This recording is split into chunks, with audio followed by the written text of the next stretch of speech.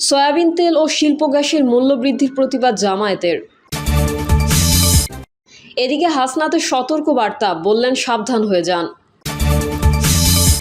Soybean তেলের দাম লিটারে 14 টাকা বেড়ে 189 টাকা। এবং সর্বশেষ জানাবো, দল যেন কারো পকেটস্থ না হয়, সিলেটে বিএনপি নেতা আরিফ। এতক্ষণ শুনছিলেন সংবাদ শিরোনাম, এবারে বিস্তারিত। তবে তার আগে অনুরোধ থাকবে আমাদের চ্যানেলটি সাবস্ক্রাইব করে বেল আইকনটি ক্লিক করুন। সয়াবিন তেল ও শিল্প গ্যাসের মূল্য বৃদ্ধির প্রতিবাদ জামায়াতের।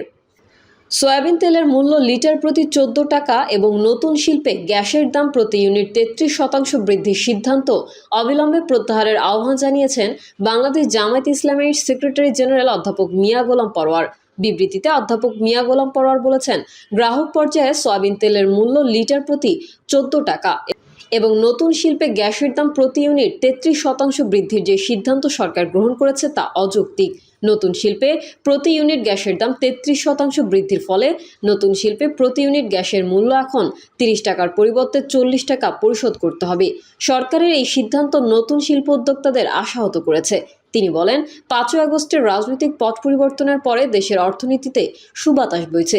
দেশের শিল্প উদ্যোক্তাদের মধ্যেও আশার সঞ্চার হয়েছে। বিগত সরকারের শাসন আমলে শিল্পবান্ধব পরিবেশ না থাকায় নতুন শিল্প গড়ে ওঠেনি। বর্তমানে অনেকেই নতুন শিল্প কারখানা স্থাপনের উদ্যোগ নিয়েছে। এমত অবস্থায় নতুন শিল্পে গ্যাসের দাম 33% বৃদ্ধির সিদ্ধান্ত সরকারের অপরিণামদর্শিতা ছাড়া আর কিছুই নয়। এতে নতুন উদ্যোক্তারা নিরুৎসাহিত হবে। তাই নতুন শিল্প বিকাশের স্বার্থে সরকারের এই সিদ্ধান্ত প্রত্যাহার করা উচিত। বিবৃতিতে আরও বলা হয়েছে, অন্যদিকে সয়াবিন তেলের দাম লিটার প্রতি 14 টাকা বৃদ্ধি সরকারের সিদ্ধান্তের ফলে দরিদ্র জনগণের দুর্ভোগ আরও বাড়বে। সয়াবিন তেল সাধারণত দরিদ্র জনগণই রান্নার কাজে ব্যবহার করে থাকে। গ্যাসের এই মূল্যবৃদ্ধি সাধারণ ও নিম্ন আয়ের মানুষের দুর্ভোগের কারণ হবে। কাজেই সয়াবিন তেলের মূল্যবৃদ্ধির এই সিদ্ধান্ত থেকে অবিলম্বে সরকারকে সরে আসা উচিত। দেশের নতুন শিল্প বিকাশের স্বার্থে গ্যাসের দাম 33% এবং সয়াবিন তেলের মূল্য লিটার প্রতি 14 টাকা বৃদ্ধির অযৌক্তিক সিদ্ধান্ত অবিলম্বে প্রত্যাহার করার জন্য আমরা সরকারের নিকট জোর দাবি জানাচ্ছি।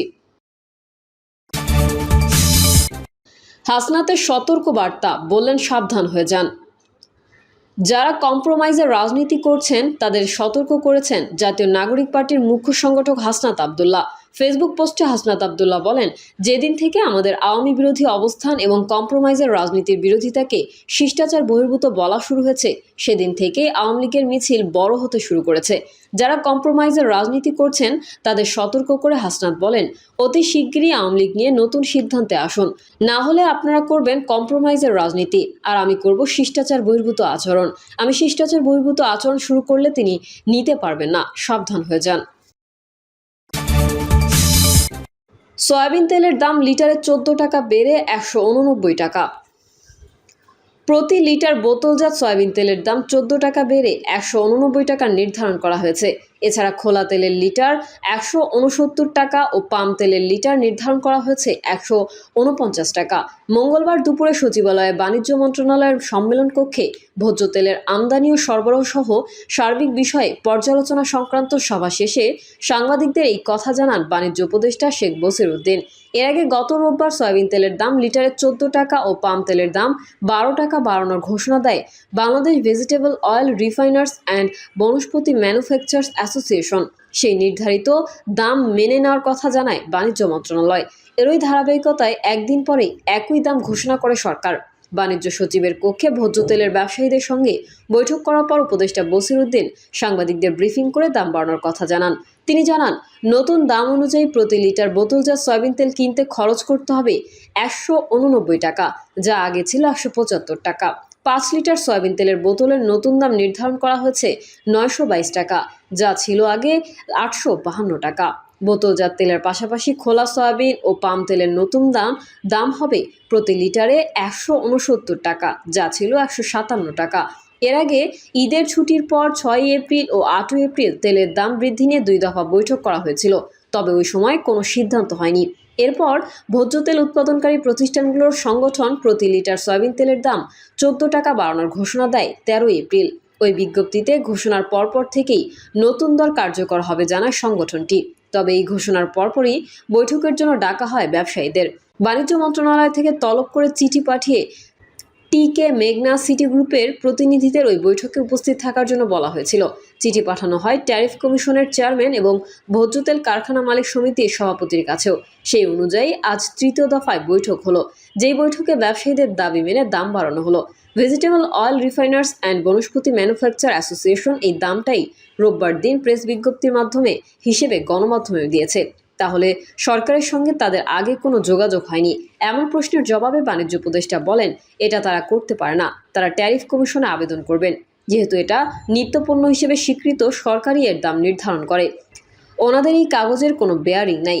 আমাদের ভোক্তা অধিকার নিশ্চয়ই এই বিষয়ে ব্যবস্থা নেবে। তিনি বলেন, আমাদের যে রাজস্ব অব্যাহতি চালু ছিল সেটা গত মাসের 30 তারিখ শেষ হয়েছে। এছাড়া আমরা বিভিন্ন বিশ্লেষণ করতে একটু সময় বেশি নিয়ে ফেলেছি। এটা অস্বীকার করার কিছু নেই, কারণ আন্তর্জাতিক মূল্য, আমাদের প্রতিযোগী অবস্থান এবং আমাদের রাজস্ব অব্যাহতি কোনো রকমে আরও একটু প্রলম্বিত করতে পারে কিনা সেই প্রচেষ্টা আমরা করেছি। কিন্তু আমরা দেখতে পেলাম অতিরিক্ত এই টাকাটা সরকারের পক্ষে দেওয়া এই মুহূর্তে সংবেদনশীল, সেজন্য আমরা কর অব্যাহতি আর দিচ্ছি না। শেখ বসিরউদ্দিন বলেন, আমাদের মূল্যস্ফীতি নিয়ন্ত্রণের মধ্যে আছে। আমাদের যে সংস্কারের সমন্বিত ব্যয়, সেখানে একটা সংসারে যদি 5 লিটার তেল লাগে তাহলে মাসে 70 টাকা মূল্য বাড়বে। এই সামগ্রিক যে পণ্যমূল্য, এতে কিছুটা সহনীয় হবে। হয়তো এটা ভর বহন করতে হবে ভোক্তাকে।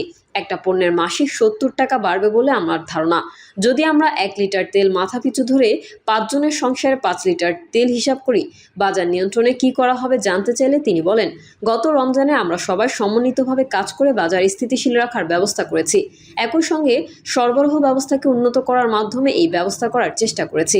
সামনে আমরা একই পদ্ধতি অনুসরণ করব, যেহেতু এটা কার্যকর ছিল।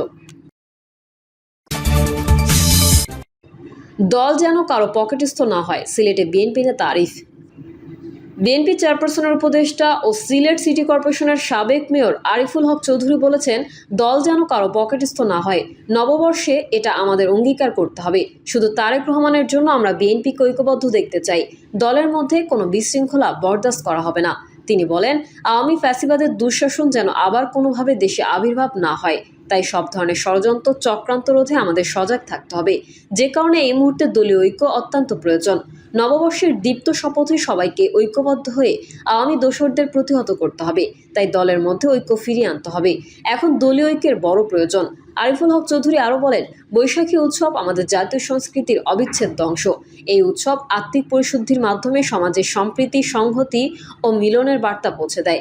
দেশের গণতান্ত্রিক আন্দোলনে যুক্ত সকলকে চক্রান্ত, ষড়যন্ত্র মোকাবেলা করে ঐক্যবদ্ধ থাকার আহ্বান জানাই।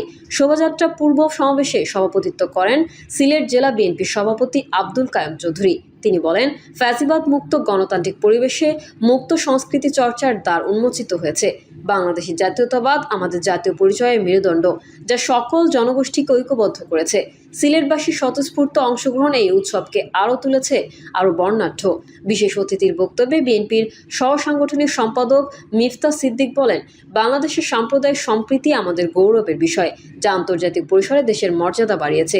লোকজ ঐতিহ্য ও সাধকদের বাণীতে নিহিত রয়েছে মানবিকতা, ভালোবাসা ও সহনশীলতার বাণী। প্রিয় দর্শক, এই ছিল এখনকার সর্বশেষ সংবাদ। আপডেট ও সংবাদ পেতে চ্যানেলটি সাবস্ক্রাইব করে বেল আইকনটি ক্লিক করুন। কমেন্টে আপনার মতামত জানিয়ে আমাদের সাথেই থাকুন। ধন্যবাদ সবাইকে। আল্লাহ হাফেজ।